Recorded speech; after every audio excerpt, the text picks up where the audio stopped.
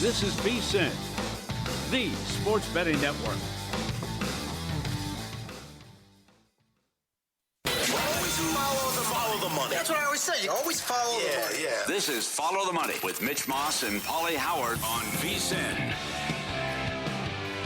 Here we go. Welcome in. It is Follow the Money on VSiN, the sports betting network. Mitch Moss along with Pauly Howard. We're live in downtown Vegas from the Circa Resort and Casino. Big show lined up today. I'm going to call it a 3-hour banger. How do you like that? Jeff Sealey on the program. Best bets at the BMW in 30 minutes. 1 week after Scotty Scheffler basically lapped the field. Mike Palm in studio. 3 burning questions in the NFL. Plus, you cannot be serious. In an hour and 15 minutes, professional bettor Paul Bovey is very strong, specifically on one team with a win total this year in the NFL. And he told us, Pauly, that he is going to give out information that the audience hasn't heard over and over and over again on this team. And he has 3 bets already on this team for the year. And you'll find those out in a couple of hours. I don't know about you, but every time this year it rolls around, we get into mid-August, season's right around the corner, I turn into a different kind of creature of habit. Now, honestly, when I wake up in the morning, let the dogs outside, do a couple of things. The first thing I do, like when I sit down at the computer or I grab the phone, Pauly, is I check to find out what the latest injury status is across the NFL. Because it just it spreads like wild. We forget about it, but here is yet another reminder about what actually happens at the beginning of the season and then throughout, when it will inevitably happen, where we're looking at like week 9 and we're going to say there are 10 quarterbacks in the league that I can't even believe are on rosters but are starting that week. And it's here the list now. Again, the Saints, and I have multiple bets on the Saints this year. You had the news about Tyson, 2 months. Olave, blue tent yesterday. Now Kamara. He's going to be a backup this year. Mm-hmm. He's out probably for a month. No sign for the Colts wide receiver Alec Pierce. Maybe he's ready for week 1. They need their wide receiver room stinks. Yep. And he's clearly their best option. But it's one right after another again. And it's the same teams as the Chargers lose their center and the Texans lose another wide receiver. And it's big with Higgins out for the year. So they're very disappointing. And you're right, it's happening every single day now. Higgins listed as the number 2 wide receiver for C.J. Stroud and the Texans. That is a big loss. Tightness for CMC and Mike Evans. What is new? What else could be happening there? Snap count early for Tucker Kraft, probably in the season. And the list goes on and on and on. And it just, from a betting standpoint, it speaks to when we've brought up friend of the show, Chris in Wichita before, who does this every single year. Specifically targeting to bet every under for wide receiver props across every single national book that he has access to. He has, I'm looking at it right now, he sent this to me a couple of weeks back. He has 94 bets this year already. Shopped around, got the best number. Sometimes he would find differences of 75 plus yards, but he gets the best number on every single option listed for a season-long wide receiver prop. Could be running back, could be tight end, but basically wide receivers. And he bets every single under. I think he's ever had a losing year. Most times he cleans house. He needs to go 49 and 45 this year to break even. But so many things, and you right, we're all doing like these vignettes right now that you hear during breaks about betting tips. One of your tips is you have to consider unders because so many things can go wrong. That's right. Quarterback change, coach fired, OC change, all of it. Yep. All that can factor into it. I'm reading ESPN.com. 6 players you cannot ignore in fantasy drafts. Stribling, right there. All gas, no hesitation. Good. One of the biggest rookie revelations at the wide receiver position. Since stunning the league with a 4.3 40 at the Combine, he's surprised throughout the offseason. 6'2", 210. Tracks the deep ball with elegance. With elegance. I love that. Devours the cushion. That's even better. And is viewed as one of the most physical and competitive blocking receivers in this class. The flying Hawaiian has settled into Santa Clara with ease, turning heads with his all-around talent and a big weapon for Shanahan's potent offense. The wide receiver coach, it's rare to get a guy that has everything, big, strong, physical, he can run. Let's go. Wait a second here. The flying Hawaiian, isn't that Shane Victorino? Doesn't he have to sign off on this like Jane Daniels at LSU? I think it was the same moniker. That's okay. right. Yeah. There's also this, because more books. I love the the rapid fire bets that you can have, the September special, so to speak, at Caesars. DK does it as well. I added a bunch more in pocket because I did a kind of a simple handicap last night. If you like Pro Football Focus, right? One of the things that they do is the fantasy football strength of schedule. And if you're a subscriber there, you go there and it breaks down all of their 17 regular season games. And then it's week by week. And it lists the difficulty from a 0 to a 10, the defenses that they're going to face, 10 being the easiest, by the way. So when I was looking at running backs and wide receivers last night, a couple of first 3 weeks of the season really popped to me. Again, they have it where the Chargers' first 3 weeks for running backs, again, from a 0 to 10, 10 being easiest. Week 1, 9.7. Week 2, 8.9. Week 3, 8.5. So I circled Amari and Hampton. And another guy that I looked at was David Montgomery. Because Hampton? Yeah. You see that where McDaniel was asked a fantasy question? You know what? He was asked the same thing about Achane in previous years about Miami, said the same thing, and Achane was always the number one guy with a bullet.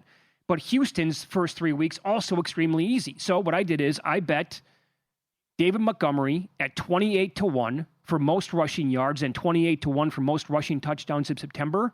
And I have Hampton at 18-1 and 12-1 respectively. And then this one is going to be tough to swallow potentially because Jalen Hurts, oh boy, 3 more INTs today at practice. Horrible season last year throwing the football. A lot of heat on him. No question. We'll expand on that coming up in about 10 minutes. Yep. But based on what Paul Charchian broke down yesterday with Devontae Smith, he loves him this year. I played their week 1 schedule. Their opponent is Washington. That's a 10. Easiest passing defense in the entire league. Week 2, 8.6, and week 3, 4.4. I bet Devontae Smith 20-1. I added him to Stribling for most receiving yards in the first 3 games of the year. Okay. Fun stuff. Fun markets to bet into. Charch recommended him yesterday as well. We got movement in the preseason. We have 2 games tomorrow. Houston not playing any starters. They also lost Mertz for the season. Mills had to come back into the last game, so they signed Rippon. They're on a 16-3 underrun in the preseason. Raiders favored. San Francisco now favored. They're laying 1.5 against the Chargers. They'll play the starters. And the Dog is on a 9-1 run last 10 in San Francisco games, and the Chargers 2-12 run straight up at home in that one. Although Rourke looked good, but Martinez was a disaster for San Francisco in the last game. Detroit up to 4.5. Even though he's on a 2-12 run, Campbell's going to play the starters against Washington, and we know Quinn hasn't cared ever. No, he's been terrible. It'd be horrible in the preseason, although they got the win. But Mariota out for the preseason. Yep. For the live audience right now, those of you listening on radio, watching on YouTube TV, elsewhere, thank you, by the way. We appreciate it as always. We do have a baseball game starting in T-2 minutes, and it's a really good pitching matchup with Brandon Pfaadt taking on Peyton Tolley as the D-backs are in Boston against the Red Sox. So Pfaadt was a reliever in late April, all of May, and then sent down for a month. 9 starts since coming back from AAA on June 30th. He has allowed 0 or 1 run in 6 of those 9 starts, 0 earned in 4 straight. In those 9 starts, 54-plus innings pitched, 7 earned, that's it, with a 1.15 ERA. This has been ridiculous. And Tolley has been equally as good. Yeah. But I can't believe the Red Sox are laying this big of a number. I know. He's 4-0 with a 2.21, and they won his last 7 starts. But what Pfaadt's done is incredible, and now the door's open because the Padres just lost a series and couldn't get the bats going here, lost 2 out of 3 to the Mets. Yep. As the Mets beat them 4-2. So I'm with you on the price and how great Pfaadt has been and trying to get to a game back of San Diego in a wild card. Have you done a quick search at all on Ketel Marte for the Diamondbacks? This is bizarre. He won't show up for anything. Doesn't show up to the game, or we're going to fly him back and get work. Look at his knee. Doesn't show up for that either. I can't. When Mike Palm's going to expand on this, and you know what he normally does for You Cannot Be Serious. He spends hours looking into this stuff. So Marte traveled to Boston with the team. He was in the lineup the other night. And they didn't know where he was. They had no idea. And they had to adjust the last minute. They pushed it as long as they possibly could to get the lineup. I guess he's not going to be here. Didn't show up, called it a personal issue, and then multiple other things like excuses for it. This guy has a history of doing this. Is it a Barrett Robbins situation? Yes. For Super Bowl, they found him in TJ? Yeah, so he did this last year after the break in St. Louis. Oh, no. Same thing. How is this acceptable? Yeah. Off the reservation. travels with the team. No show, not going to be there tonight. And the Phoenix media is having a field day with this guy. And they can't believe that he gets away with it. Yeah, good timing. But incredible, right? With the pennant race as well. There's some good markets out there too. Will the team in the American League be under 500 and make the playoffs? Mm-hmm. That's only yes plus 110. And then Will Hill and Caesars put up how many wins will the American League West winner have? And it's 83.5. Houston lost again. Oh boy, I don't know if they're going to. I don't know if they're going to get to 84. I know.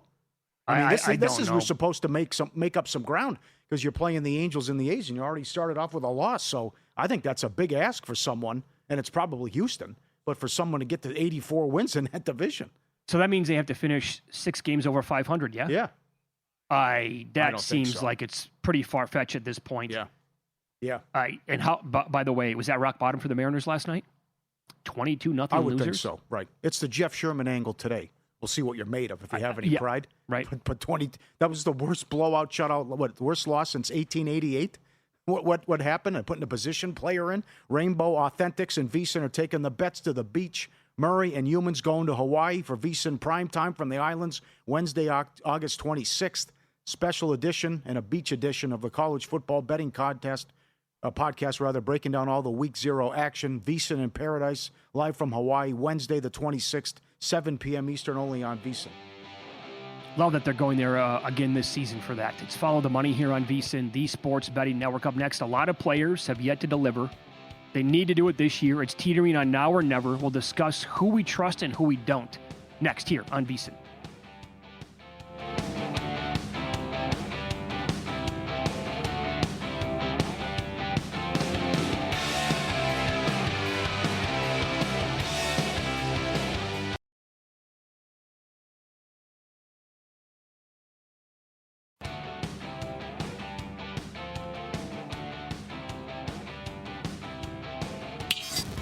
This is Follow the Money on VSiN. Coming up in 15 minutes, Jeff Sealey's best bets at the BMW This Week PGA Tour. It's Follow the Money here on VSiN, the Sports Betting Network. It is a pressure-packed year for a lot of, quote, top quarterbacks in the NFL, I would say, this year, Pauly. Kind of feels like now or never, does it not? Yes, they have to get it done. And time running out on a lot of these guys. Time running out on Lamar Jackson. Time running out on Allen, who's 30. And a lot of people love Herbert. He's a polarizing quarterback. But that 0-3 playoff record and what's happened, the loss at Houston with all the interceptions and how bad they looked at New England, he's got to get a playoff win. So does Harbaugh. And he has clicked right away with McDaniel picking up the playbook, no problem. I love his weapons, and I love that they added Njoku with to go along with Gadsden. You mentioned the running backs as well. But this is an offense that should cook this year and score a lot of points. I'm getting to the point right now in the AFC that I think I'm only going to look at taking a bomb to win the conference. Because there are so many things happening to most of these teams again, where I'm just like, well, who's actually good in the AFC? I don't think anybody is great in the AFC at all. I don't think anybody sniffs greatness this year from that conference. And I just maybe looking down, maybe Jacksonville. Maybe we're just like the overreaction there from that can't happen again this year. Like I think it's at that point where, because look at again, Houston's problems overall, right? With the Higgins news today, bad offensive line. The defense is going to be there, but Stroud was, I mean, I couldn't even look at the screen last year. It was so ugly. That's the team. If they just see him to be average. Sure, but are we going to get that? I wouldn't give him a contract extension either. I'd like to see what he does this year. I might. So of the teams that are supposed to be really good, like I don't know if Mahomes is going to bounce back. And by the way, he stunk last year. The Broncos were very fortunate a year ago. The Chargers with their injuries already this year. The Ravens, how many times have we bought in, but they disappoint almost every single year. Maybe we're just like, it's the Bills by default, or maybe this is truly the Bengals' year. I'd rather have Denver. And you bring in Waddle, and the fact that they played up to their competition last year, and that's when they were at their best. And now rave reviews about Davis Webb. I think it could be Denver, but it's hard to get there with the Bills based on their history and how bad they looked. I know. They should have won that game no problem against Denver, but then you could argue Jacksonville. Here come the White Sox, but Jacksonville should have knocked them off too. So it's funny that it's a lot of guys and a lot of quarterbacks in the AFC. with put up or shut up time, that they have to get it done. I don't have Burrow on that list because he's been to a Super Bowl, and it's just whether it's bad offensive line or shaky defense. Although Al Golden says the defense is going to do a 180 this year. Right. I wouldn't have Burrow on that list, but Lamar, absolutely. Yeah, this is how bad it was for the Bengals last year. 4th worst EPA per play allowed on defense. And the coming into the season, the consensus offensive line rankings from many different outlets, 6th worst offensive line. Can they flip it on both sides there? Can the O-line actually be like, I don't know, I'll just say a top 15 O-line? And is Golden maybe accurate to where they're middle of the pack on defense? If you told me both those things right now, the Bengals would be the bet. Because then I'll take my chances with Burrow being healthy. And if he is, good luck shutting down that offense. Other things to consider here. Lamar Jackson, the defense last year, bottom 12 on defense per EPA per play allowed, and 20th ranked offensive line. I know the weapons this year they're loaded in theory again, but I can't get over how big of a flop they were a year ago. And maybe moving from Harbaugh to Minter is going to be the deal that puts him over the top. Yeah, but he lost the locker room. Yeah, he did. That's big. He did. All the injuries, the horrible start, and then you have a field goal to win the division that you missed there, too. Yep. I'll give you another guy here who it has not been all of his fault. I know people like to point fingers at him all the time when it goes sideways, but I pretty much trust Dak Prescott fully. Oh, no. Oh, yeah, Turnover I do. machine. Oh, Paul, that offense no. is going to be unstoppable this year. Oh, only a couple playoff wins. Well, terrible in some of the big games. I know that. I know Oh. that, but it's been a 10-year sample size now, and to me, he has gotten the blame almost every single time. Look at last year. The offense was incredible. Their defense was dead last in EPA per play allowed in the entire league.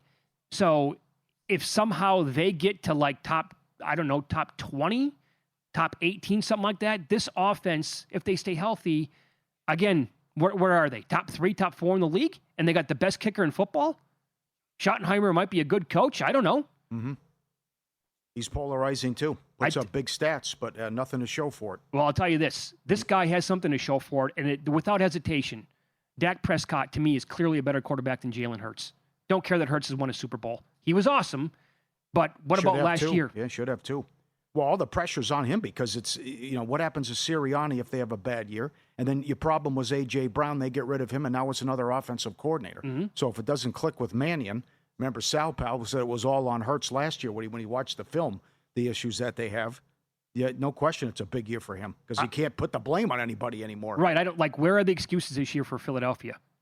2nd ranked offensive line. Again, consensus rankings going into the year. Defense is should be really good again this year. 8th best defensive EPA per play allowed a season ago. The passing game could not complete a pass for a full half last year in their games. So you can blame the offensive coordinator all you want, and he was terrible. But a lot of that has to be on the quarterback as well, a guy who was coming off of a Super Bowl victory. So I think he's got a lot to prove this season. I don't care that he's won a Super Bowl or not. He looked hideous last year. Kyler Murray, another one. Yeah? This is it. You were a number 1 overall pick, and now Arizona's still paying you, so you get the cheap deal in Minnesota. He's got to perform, and they have to make the playoffs because then he's just going to be a journeyman and just go from team to team if it's not going to work out in Minnesota. Well, what if it does work out then? Let's say they win 12 games. They're a threat in the NFC. Does he sign somewhere else next year?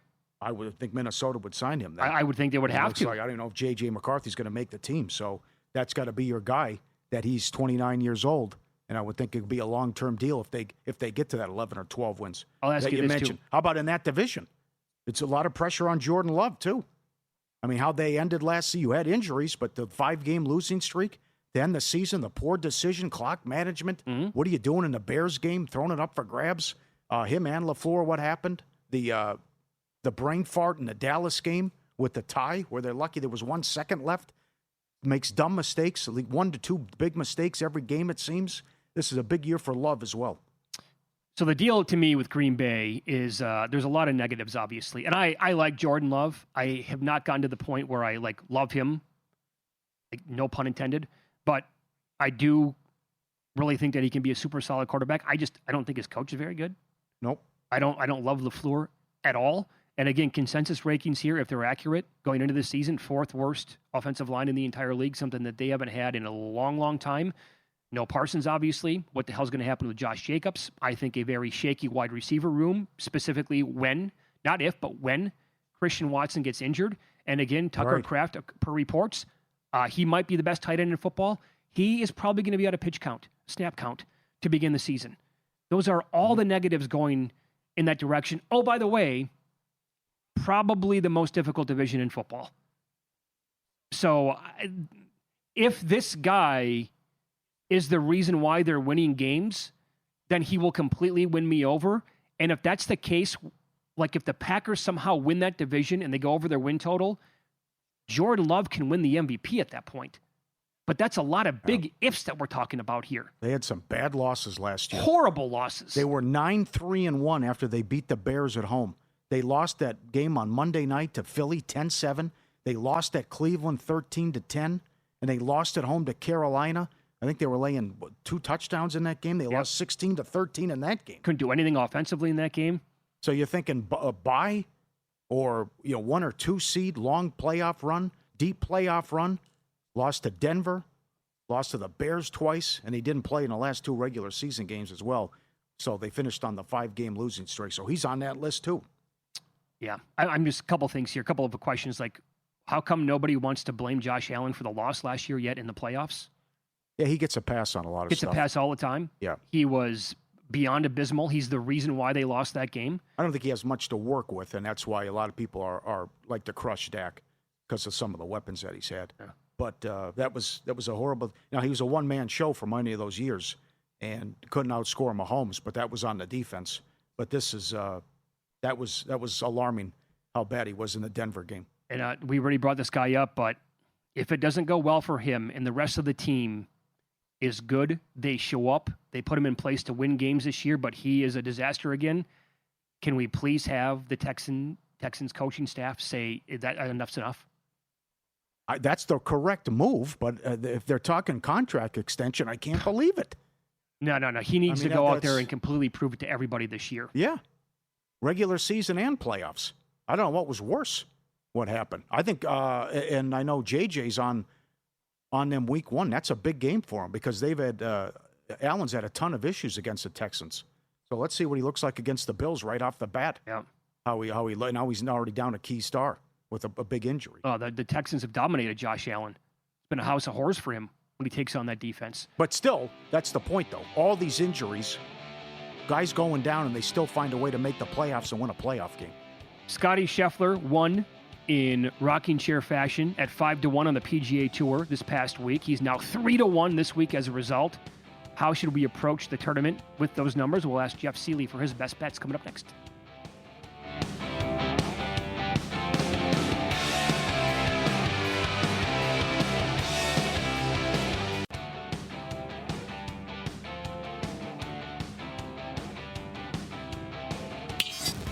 This is Follow the Money on VSiN. I called last week a fairly decent performance out of Scotty Scheffler. Crushed the field. I was unaware of this, but our next guest, Jeff Sealey, said that a lot of books took it off the board, like the back 9. Route. When's the last time that happened on tour? Yeah. Tiger? Yeah, probably. And Sealey joins the program now. Follow him on X at Cupmaker Jeff. He's doing a Spaces tonight on X, talking about the tournament at Bellerive in St. Louis, and it's the BMW Championship. Hey, Jeff, thanks for the time today. How are you? Great, guys. This is the last time the PGA was here. Brooks Koepka was winning golf tournaments. That's a while back as well.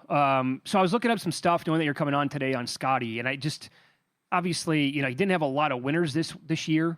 Last week, I think first time since January. But my God, top 5 in 12 out of his 18 events this year, including 5 of his last 6. That's absolutely crazy talk that we're in. He's down to 3-1. So are you, before we get into like your board this week, are you looking at winner without Scotty or no? Guys, rather than win without Scotty, I'm looking at a lot of the each way market bets, right? So you can, as we talked about before, you get. You win if they come in second, third, fourth, and so on, as well as the outright. So that's how I'm going to approach it versus the winner without. Okay, there we go. And let's begin with the shortest shot that you're going to go with this week. It's not Scotty, obviously. It's not Rory, who could be ahead at 13-1 or even a little bit higher than that. It's not Xander. So who is it? Yeah, guys, I'm going with Oberg. I mean, Oberg's like 20-1 or so. You know he's going to gain off the tee. That much is a given, which is definitely going to come into play here, right? The course is going to play really, really long. Oberg's found some form, back-to-back top tens his last two events. But guys, what I really like about Oberg right now is his greens in regulation have been absolutely elite the last three events, and he hasn't really shown any weakness to his game. So if you can believe it, he hasn't won in 16 months. With a guy as talented as Oberg seems like a long time. But if he can find any momentum with the putter this week, I like his chances. He's going to gain in greens and regulation on the field. He's going to gain off the tee.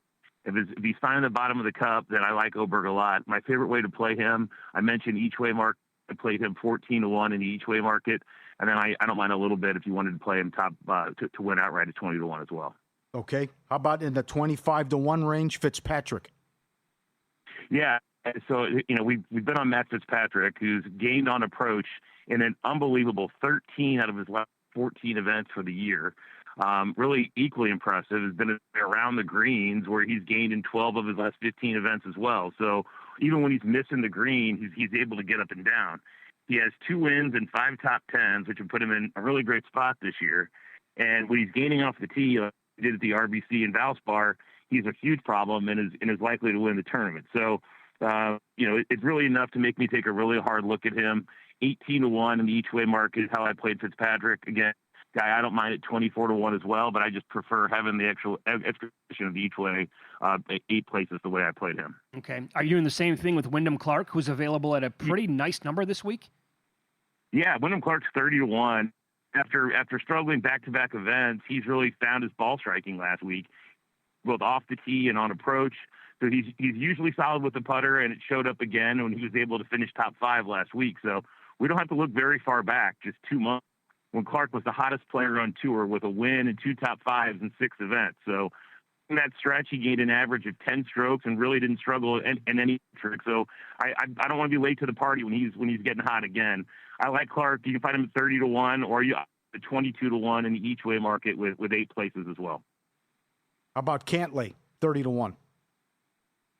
Yeah, guys. So, Cantlay's put together a really solid run the last month. 4 top 10s and 4 more top 20 finishes his last 12 events. So, like Fitzpatrick, has been absolutely dialed in. He's gained an average of 6.5 strokes over his last 2 events. And if he can just gain off the tee and find a little bit of putting, I think he can be contention and finish top 10. So I played Cantlay top 10 plus 175 with a little on the outright there as well. And yeah, those are my primary guys in that 25 to 30 range. Let me ask you this. What's the most insane stat here of these 2? We talked about this yesterday. 1, Vladimir Guerrero has not homered in Toronto at home in more than a calendar year now, believe it or not. Or, I heard this earlier today on Money Moves, Patrick Cantlay has not won on the tour in 4 years. Yeah, I mean, it's you think about it. When was the last time Jordan Spieth won? Oh, that's a great question. I would have no idea. I mean, Justin Thomas, almost the same thing, right? A lot of these guys have really struggled, but I think Cantlay of that group has quietly put together some form. And I of any of those 3 I just mentioned, I like his chances the best. Okay. Is it 4 years ago? For Spieth? I think that's what popped up here. Yeah, I'm seeing a 2022 RBC. Oh, boy. Yeah. Yeah, that sounds right. Boy, oh, boy. All right, how about a bomb? Michael Brennan, 50-60-1. I love Michael Brennan. I mean, this is simply a bet on talent play, guys. I mean, he absolutely hammers his drive. And when his putter gets hot, like he did at Wyndham a few weeks ago, he is extremely live. So when he won the Wyndham, I guess we probably could have seen that coming, because his coming in form was pretty good. But I'm gonna dust off last week and go back to the guy we saw at Wyndham. I played him to top 20, as you mentioned, Mitch, earlier.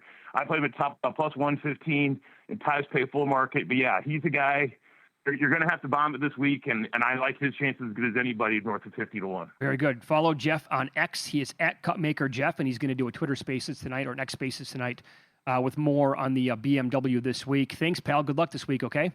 Thanks, fellas. Take care. Thank you. He brought up Thomas. He actually won at the 2025 RBC, but his guy, Koepka, guess the last time that he won on tour? The PGA, I'm not counting Live. Not counting Live. I will also say 2022. 2023. He won at Oak Hill. Yeah. In May of that year. Was it the PGA? His last standard PGA Tour event victory. Tough. Yeah, okay. Tough, man. That's wild, though. Cantlay has been that long. Spieth has been that long. Yeah. The Twins just swept the Braves. How about that? Is that over? It is. 6-4. So now Texas is your final wild card, 2 games under, tied with the Twins. There's like 8 people at the game today. As they're so pissed at ownership. Oh, it's just completely The embarrassing. Blue Jays are a half game back. 7 of 10. They've been such a big disappointment. They're a half game back.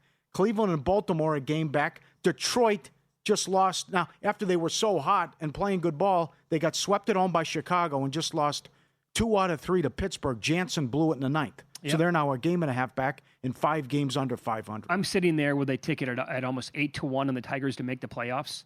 And they were in the playoffs before last weekend when they started that series with the White Sox. Yeah. Now, as you said, they've lost 5 out of 6. And so that's 4 and 6 in their last 10 on top of that. And everything was rosy and looking great. Well, now they closed the month. They get 3 at Kansas City. They should do well, but who the hell knows? After that, 3 against Tampa, 3 against the Dodgers at home to close the month. I might be looking at a team that's going to be 6 out of the wild card come September. Yeah. Brutal stretch here for that team. I would think Tampa can get to Max Scherzer today, though, coming up. That they get the offense going, as Scherzer's been bad. And Rasmussen's $2 in that game. Well, but it's a better price on the run line. Yeah, Scherzer's season-long numbers are an abomination. Recently, he's been better. I know Rasmussen is great. Should they be more than $2 the way both teams are playing? Yeah, I thought, it's fate of Scherzer. They're I don't know 13 and about 6. That. It's too high. I think he's BP. Okay, 13 and 6, half a game back. 4th best ERA during that stretch. And a great turnaround with that tough schedule as they were playing all those American League East teams, what they were doing. Milwaukee's now number 1 in run differential. On pace for a plus 203 run differential. We'll see if Seattle has pride tonight. I would think that they show up tonight. Yeah, I don't know. After getting completely embarrassed like that last night. 1888. That's how far you got to go back. Most runs in a shutout. And once you know it, we snuck in the game that started at 1:10 Pacific time, 4:10 in Boston. Fott going against Pauly tonight. Great pitching matchup. And Fott has been absolutely brilliant. Leadoff home run for the Red Sox to begin the game. PCA style now. Now, that's good. This is helping you out. So ESPN.com asked 20 players, who's the MVP? It was PCA and a runaway. And the numbers have moved as well on him. He got 15 votes. Ohtani got 4. 2 guys split it. Come on. Come on. Pick a street. But so it was a ton of players that went PCA over Ohtani. But that's the way I'll come back with Ohtani total bases over again, too. Going against Freeland, how he's so good at Coors Field. Another bomb last night.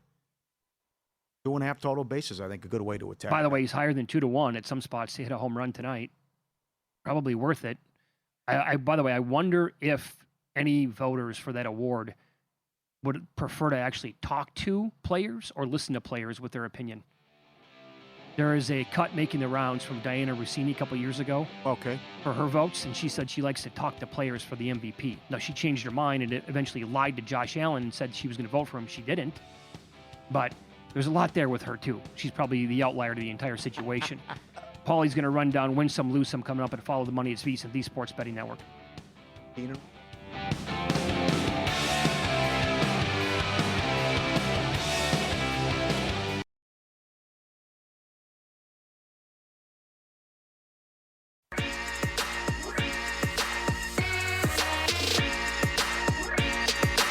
Win Some, Lose Some is sponsored by the Sharp Plays.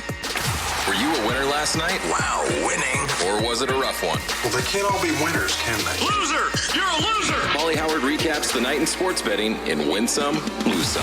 MLB favorites 12-3 yesterday. One of the best performances you're ever going to see. Tatis robs Lindor of a grand slam and hits 2 bombs. As the Padres win, he was 44-1 at DraftKings. Daily specials, most Ks, Boz 9-1. Most runs, Brewers 20-1. Highest scoring game, Brewers Mariners 15-1. Milwaukee, most runs in a shutout since 1888. It happened again in the WNBA. 3 of the 4 games went under. 18-1 under run in the WNBA. It continues. Sparks game, 174 down to 170. New York, Chicago under 183 down to 179.5. It fell 179. Chicago plus 155 on the money line, and Atlanta plus 145. Maybe you want to come back with the Aces in their next game. Yeah, they're laying 12.5. And they usually blow teams out. Maybe go around the world with them, Paul. Hammond got tossed from that game. Yep. Subscribe, be part of the team, vsin.com, our radio and podcast friends. You always want to see these tweets and videos at Pauly Does Vegas on Instagram. Send them in. We'll put you on. A couple people sent this to me. This is great. Better than the humans. The dog's got the AC unit there. Yeah. And outside, look at this guy. Got the blankets. Guy rolling over. Oh, okay. You want to play? Hang out? How you doing? What a doghouse, huh? No kidding. You got the AC in the doghouse. Guy's taking a nap, rolling over. Oh, it was all comfortable. You come on in. Oh, they're living a good life right there. That's excellent. This is a lose-some, though, as the puppies are all over Mom here. We got a lot on her plate. Well, look at up top, though. Look at Dad. You see him on the right? Oh, he's on the couch, all lights out, right? How can you sleep through that? Looks like my dad. You got all the dogs here wanting to hang out with Mom, and then the guy up top on the couch is laying on his back, and it's lights out. Oh, that is some deep sleep. Yeah, nothing's waking him up. Long day at the office for that fella. That's incredible. And one bad beat. Tigers lost 2 out of 3 to Pittsburgh. 3-2 in the ninth. Jansen gives up 2 solo shots. In that game, now it begs the question, why even bother? So they skipped Skeen's start. They threw him today. They pulled him early again. He threw 80 pitches. He did hit 98 a couple times, but he gave up 3 earned runs, 4 and a third. Just call it at this point. There's no reason. There's no reason to keep sending him out there. You skipped the start. The velocity still was down, but then again, he only goes 80 pitches, and he gives up. He's touched up for 4 runs again. They're 9-16 when he starts. So but they won that game today somehow, miraculous fashion. What's the takeaway? Betting standpoint. If he goes again, bet against him first 5, bet against him, split up a unit, put up first 5 in for the game. Runs over too, yeah. The K's aren't there. He walked a ton of dudes. Yep. He had 4 walks. He's got an ERA of over 5 in his last 16 starts. Man. How quickly this has changed. No kidding. If you go back a year and a half ago, or a year ago, they would have traded him for probably nobody other than Ohtani, right? Now, imagine if they called the Brewers and said, hey, Skeens for Mizorowski. The Brewers would... you get my point. He's top 5 in worst ROI. This is 17 starts now with that ERA over 5. Wow. And how bad the record is when he goes out there. Sharp plays. Jeff and the crew been with us since day one, reaching out to over 500 bettors and sources worldwide across all sports. Real-time global betting info, alerts directly from the pros, AI betting analysis. The over 30 grand donated with the Robinhood plays the last 3 years to charity. Unmatched transparency with records updated daily. Sharpplays.com, the daily Mr. Poison tweets, and get the Telegram as well. Jump on board and win at the sharpplays.com. So if PCA and Ohtani each homered last night and both their teams won the game, why was there like a 50-plus cent move on PCA to win the MVP? It was basically a dead pick'em before the game. And he went to $1.75 favorite during and after the game. And, for example, right now, Kelce, he is trading at 59 cents to win the award. Was it the Jesse Rogers article, maybe? I don't know. Maybe. That came out, I thought, was in the morning, though? Yeah. But he talked to 20 players, and was they said, PCA and a runaway. Let me give you some of the quotes, by the way, from some of these players. Brady Singer, Reds pitcher, quote, if Ohtani was pitching, it would probably be him. PCA has been incredible, super fun to watch. He's electric. He changes the game. It reminds me a lot of Bobby Witt when I was playing with him. I like PCA right now. Both are great and both are tough to face, end of quote. Well, that ties into, I hope PCA wins based on the bet that I have on him, but I can't disagree with Mike Palm's point about this. What if Ohtani did not pitch at all to begin the year? And he started pitching like after the All-Star break and eventually finished with those. It would all be recency bias. And there's no way that PCA would be minus 175 right now, right? I can't imagine that would be taking place. It's like out of sight, out of mind. This is from Mark Leiter for the A's. Quote, one plays elite defense, the other doesn't play the field. If you take Ohtani out of the rotation, they don't miss a beat. And if you take him out of the lineup, I still don't think they miss a beat. End of quote. Now, that part is definitely pro PCA. Ohtani's been DHing while missing this time as the starting pitcher. And PCA, probably the best defender. Numbers bear this out as well in the entire sport. Elite defense. I'll give you a couple of pro Ohtanis here, too. I see where they're getting at, though, too. The Dodgers are still a playoff team without Ohtani. Who knows where the Cubs are without PCA? I don't think they are. I don't think they're a playoff team. Who? The Cubs. Well, right, yeah. I'm with you. Dodgers definitely are. Yeah, and there's so much talent there. Sean Burke for the White Sox. Pro Ohtani, quote, a half season of Cy Young level pitching and what he does offensively. No one has done that on both sides of the ball. He gets my vote. Again, okay, I'm all ears to that. This is from White Sox catcher Drew Romo. Ohtani, quote, he's been the most valuable. He's maybe the greatest player of all time. And I know the MVP is a, quote, this year award, but I just think Ohtani is the greatest. The first half on the mound was enough for me. They didn't even give it to Jordan every year. No, they did not. I don't think that's the argument against Ohtani. They'll just give it to a different guy. And then we saw that in the NBA when they gave it to Embiid over Joker. Very what true. They did too. Yep. So, and by the way, as we're talking about this, PCA just went from 59% at Kalshi to 54% or cents. Depends on how you look at it. So, again, it depends on, to me, whether or not Ohtani's going to come back and pitch for the remainder of the year. If he makes one or two more starts, maybe that'll be enough to flip it completely. What do you think of Cleveland tonight? Giants throwing a kid making his debut. Messick's $2. I kind of like the nickname, Tugboat. Tugboat, yes. Sure. But I saw that. St. Cloud, Minnesota. I went to it. It was before that guy was all over the place. He was Akeem, the African Dream, and then he was part of the Twin Towers, and he started out as Tugboat. Tugboat, yeah. He came in, woo, right. Yeah, the big guy. Well, so can you make a case to bet on the Giants at this point? We'll expand on the baseball card coming up here in a bit. But I like Messick, but this is a crazy price, though. Well, to be 212, and you wonder what kind of offense they're going to get. But how many runs they'll get off Wilkinson. But you're right about fading the Giants. But, again, look how bad Cleveland's played. Let me give you going back here. Sure. A couple of notes on San Francisco. They've lost 12 of their last 16. They've been outscored 79-49 in that span. That's like Mariners bad. And they have an NL worst 665 OPS against lefties this year. I got the ticket on them to tailing Adam Burke here at VSiN on that after the trade deadline. Most losses. They're right in this thing, man. Mm-hmm. They're absolutely horrible. That is a great race. You can bet that stuff, too, at Will Hill Caesars, which I love. And you can parlay it. Last place teams and who's going to have the worst record. What do you think the biggest number was on St. Louis to make the playoffs at all, before the year or during the year? Because they're red hot again. Yeah, why is Burns only $1.20? I think that because the Reds are tail spinning and the Cardinals have been really good. 14-2 with a 2.47, and yet he's so cheap at home. Is this maybe a good under? What do you think? I don't know. I'll answer your question. How big the price was? That'd be massive. Yeah.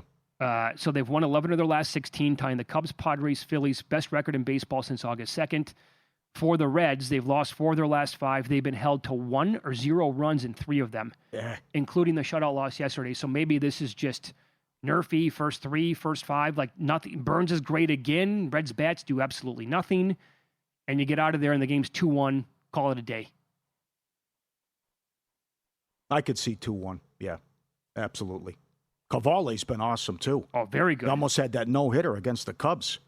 And had all those strikeouts. Mm-hmm. So if you wanted to bet the daily specials with him, but I wonder what Texas is going to get. I don't see Texas doing much off him tonight, as they have issues scoring. He's been so good. He's a dog against Rocker. Cosign. By the way, isn't it funny? Now I took pretty much the majority of the game to get there, but the Malinsky special came in again last night. Orioles back home, long 10-game road trip, no day off, fly back, get the Yankees well rested. 1-1 game most of the way. Yankees get too late. That's the ball game, 3-1. See you tomorrow. Pitching's been so good. Just can't hit. Can't hit. You want to make the case for the over tonight with Bassett and Warren, but you just can't do it with the Yankees. I know it. And I'll tell you what, there's a pitcher in a spot that has got great numbers based on trends. Find out who that is coming up next year on VSiN.